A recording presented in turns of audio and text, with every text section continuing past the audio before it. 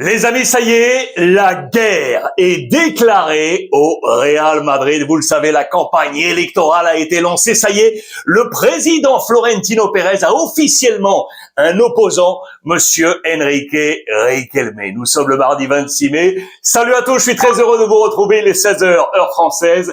C'est donc l'heure de votre Ruiz Club, votre revue de presse internationale pour parler football ensemble, librement et gratuitement, vous le savez, où que nous soyons sur la planète francophone, grâce à toutes les plateformes de TV5 Monde et l'application TV5 Monde Plus. La finale de la Ligue des Champions approche. On va lancer petit à petit le compte à rebours, mais en attendant, la toile de fond est ici. Et attention, parce que agitation générale également en Italie et notamment du côté de l'AC Milan, tout le monde dehors, le plein pouvoir pour Zlatan Ibrahimovic. On est parti avec, comme chaque mardi, le 11 type des copains de la Gazzetta dello Sport. Je sais que vous adorez ce 11 type. C'est le dernier de la saison en mode exercice championnat régulier avec deux visages forts mis à la une. Monsieur Bruno Fernandes de Manchester United, le meilleur passeur, bien évidemment, une nouvelle fois de la saison. Et monsieur Dybala, l'Argentin de l'AS Rome, qui a permis à la Roma de toucher la Ligue des Champions pour la saison prochaine. Dybala est ici et Bruno Fernandes. Voici l'ensemble de ce 11.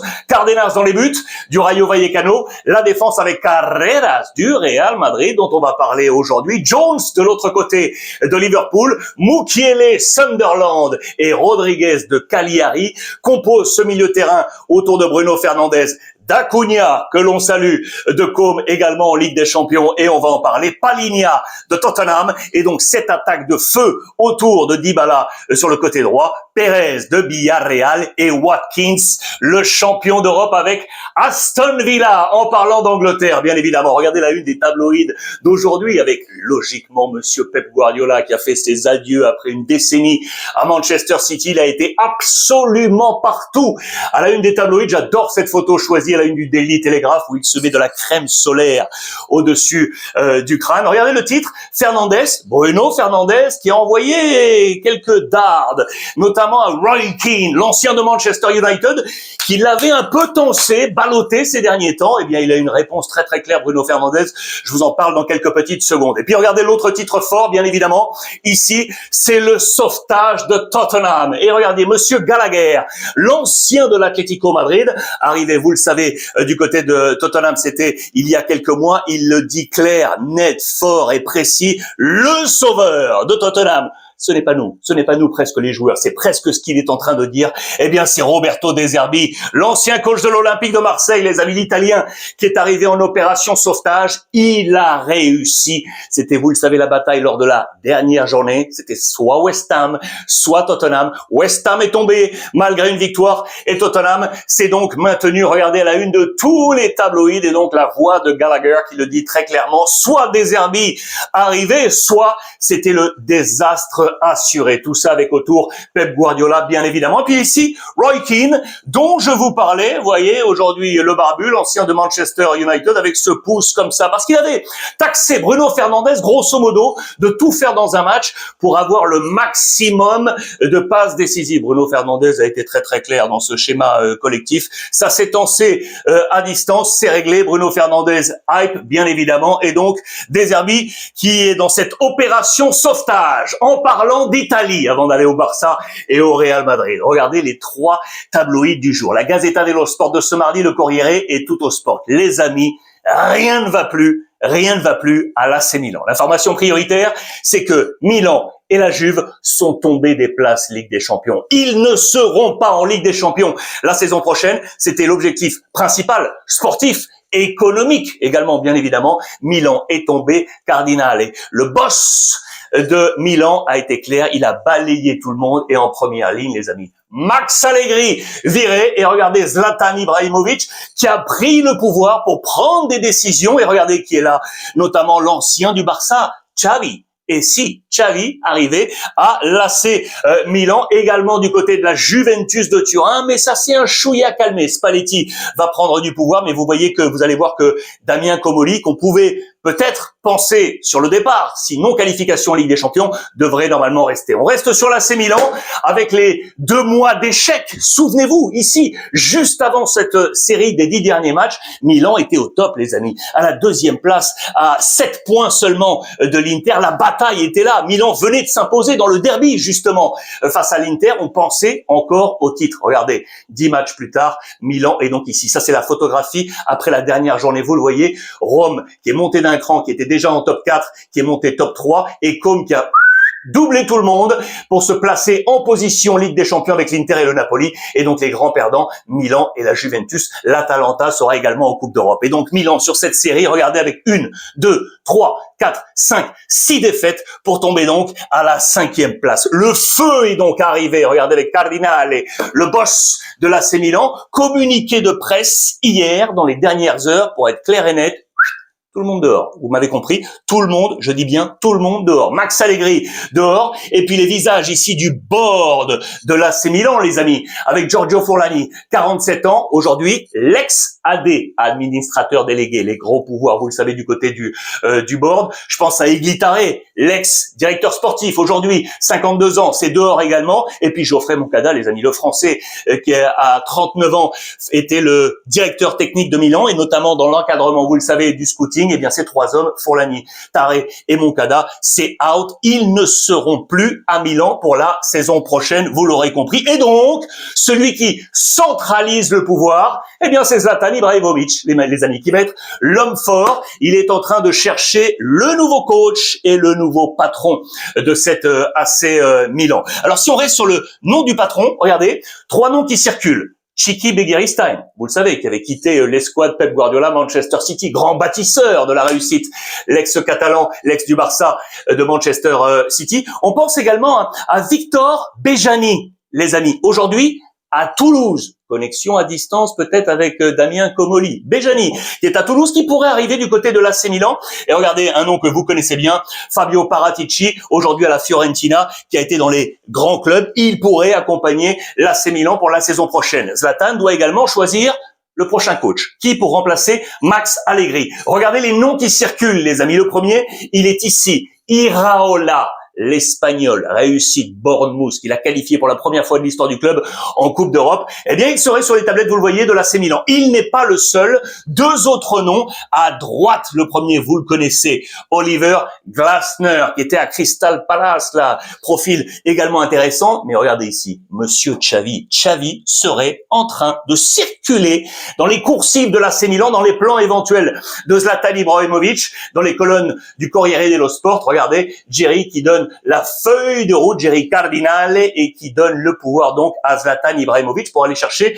le nouveau coach, et donc Xavi comme possibilité pour remplacer Max Allegri. On pense également aux joueurs, les amis, parce que là aussi, il devrait y avoir du changement. Et on parle d'une autre révolution. Révolution en dehors des terrains, révolution sur le terrain. Vous m'aurez compris, avec notamment Leao et Modric. Que va-t-il se passer? C'est ici, je vous zoome dessus. Seraient sûrs de rester avec 3 hommes, Pulisic, Bartesaghi et Selemakers.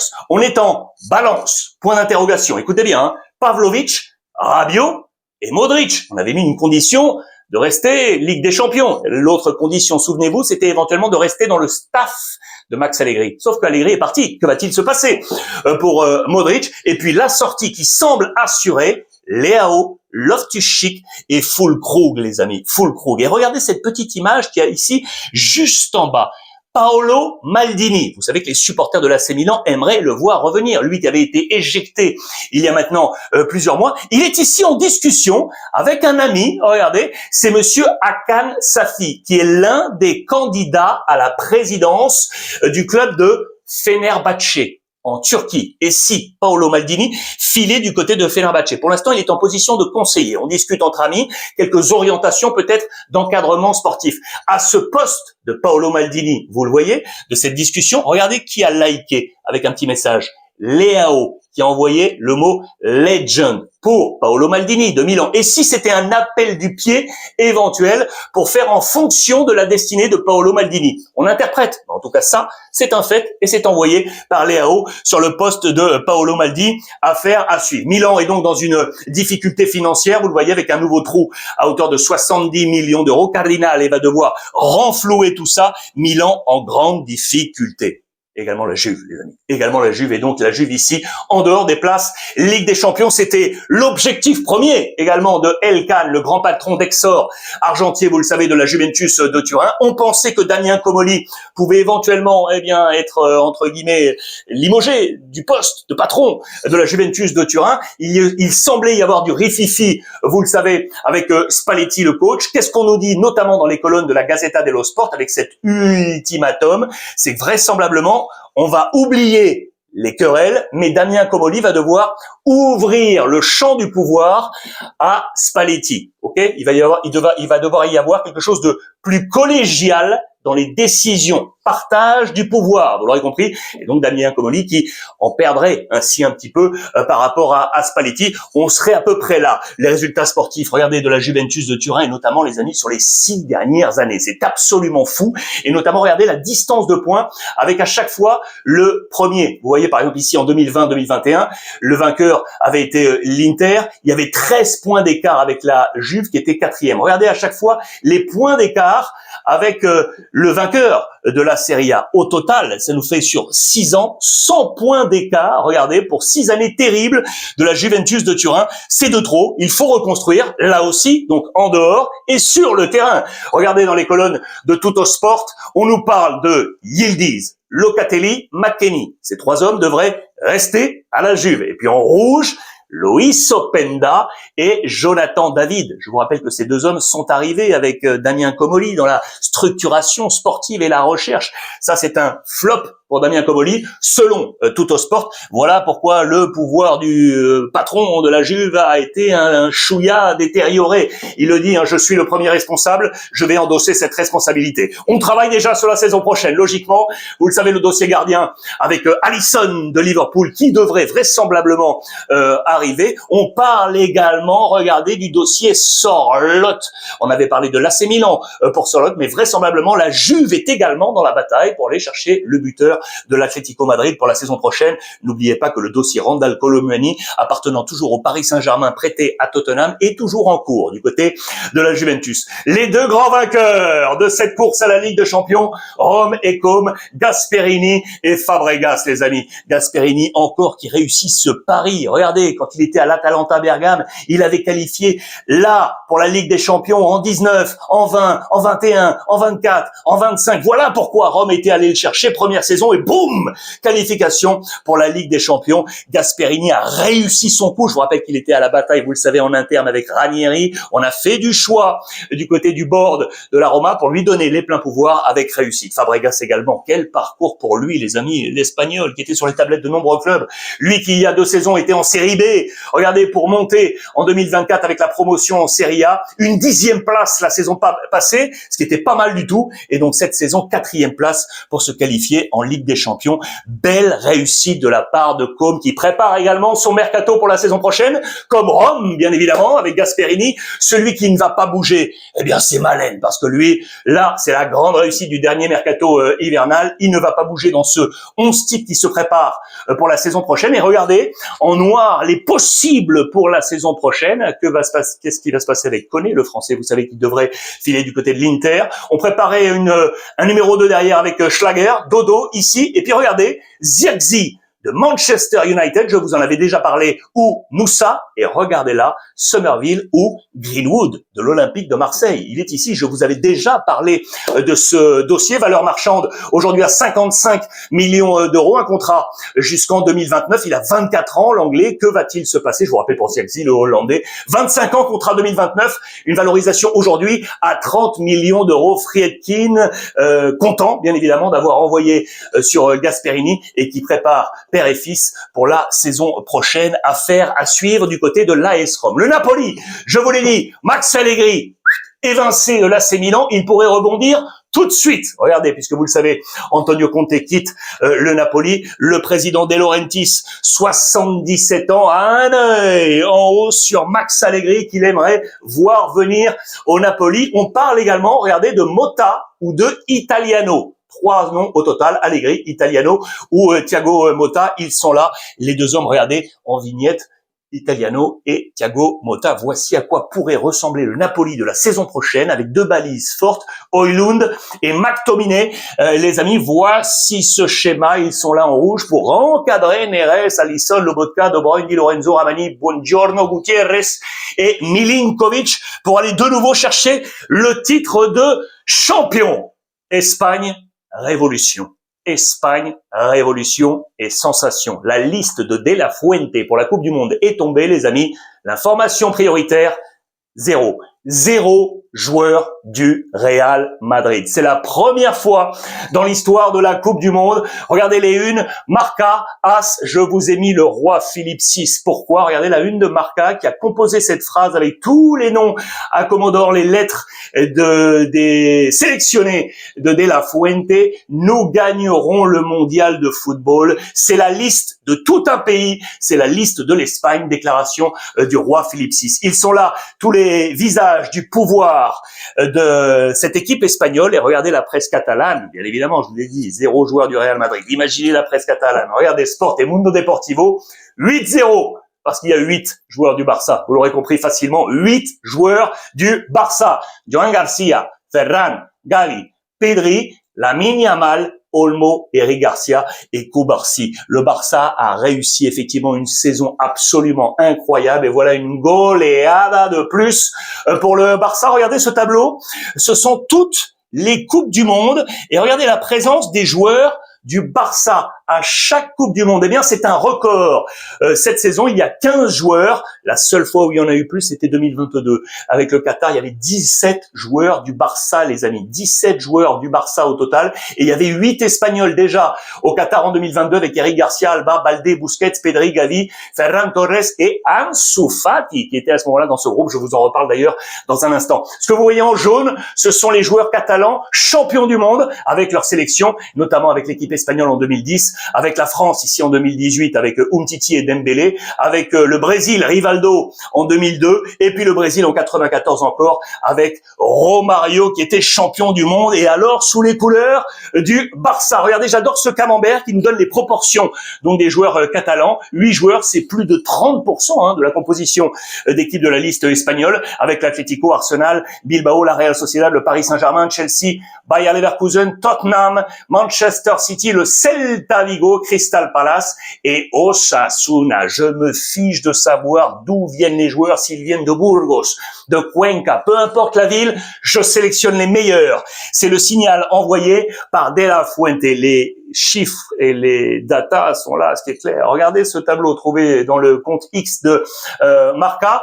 Jour après jour, le leader de la Liga. L'empreinte est clairement catalane. Voilà pourquoi l'ossature de ce Barça, avec les Espagnols de ce Barça, compose cette liste. Voici la valorisation de ce groupe espagnol. 1,271 milliard d'euros, avec classement, avec la valorisation la plus forte. Regardez, chez les gardiens, c'est Joan Garcia, 40 millions. Les défenseurs, Cubarsí, 80 millions. Et assez logiquement, les milieux et les attaquants, Lamine Yamal, valorisation à 200 millions d'euros devant Pedri à 150 millions d'euros. Regardez le plan, ça y est, Luis De La Fuente a lancé le plan de travail, maintenant que la liste a été dévoilée. Il y a quand même des joueurs en renfort, au cas où. Et oui, s'il y a des blessés, bien évidemment. Regardez, 9 joueurs également en renfort. L'un d'entre eux, encore catalan, c'est Bernal. Regardez, Marc Bernal et fait partie de cette liste des 9. Si l'un d'entre eux venait à tomber, eh bien voilà, on le remplacerait. Je vous rappelle très très rapidement, Unai Simon, Raya, Joan Garcia,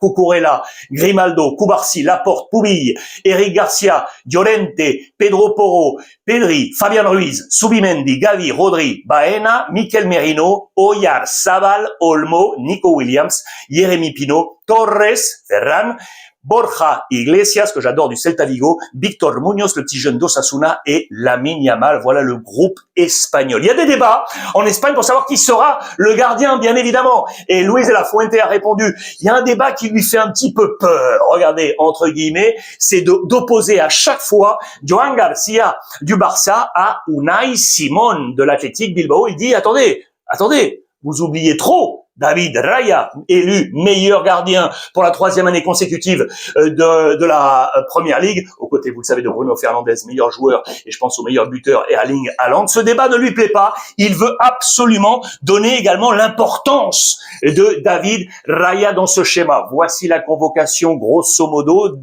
portée par le quotidien AS sur X.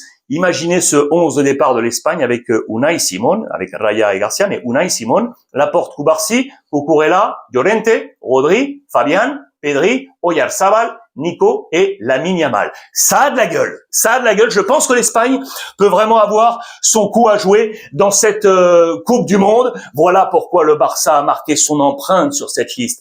C'est un instantané pris cette saison en Liga, les amis. Regardez sur ce match notamment, regardez le nombre d'Espagnols possibles à disposition de De La Fuente en fonction des performances. Il y avait seulement Koundé le français et Cancelo le portugais. Regardez en même temps, un autre instantané, Real Madrid, 0 joueur espagnol susceptible donc d'être sélectionnable, que d'autres nationalités. Ça aussi, ça a eu un impact, c'est sûr, sur la liste de La Fuente et donc le trou mondial du côté du Real Madrid avec comme exemple Trent Alexander-Arnold, bien évidemment, qui aurait pu souffrir du côté de la sélection anglaise. Regardez ça, le mondial qui passe la facture au Real Madrid avec le temps fort. C'est Huysen. On pensait vraiment que Huysen serait de la liste de De La Fuente. La saison du Real Madrid a été cataclysmique. Celle de Huysen en dents de scie, c'est clair et net. Et donc, il est out, lui aussi. Et regardez, sur la totalité du groupe du Real Madrid,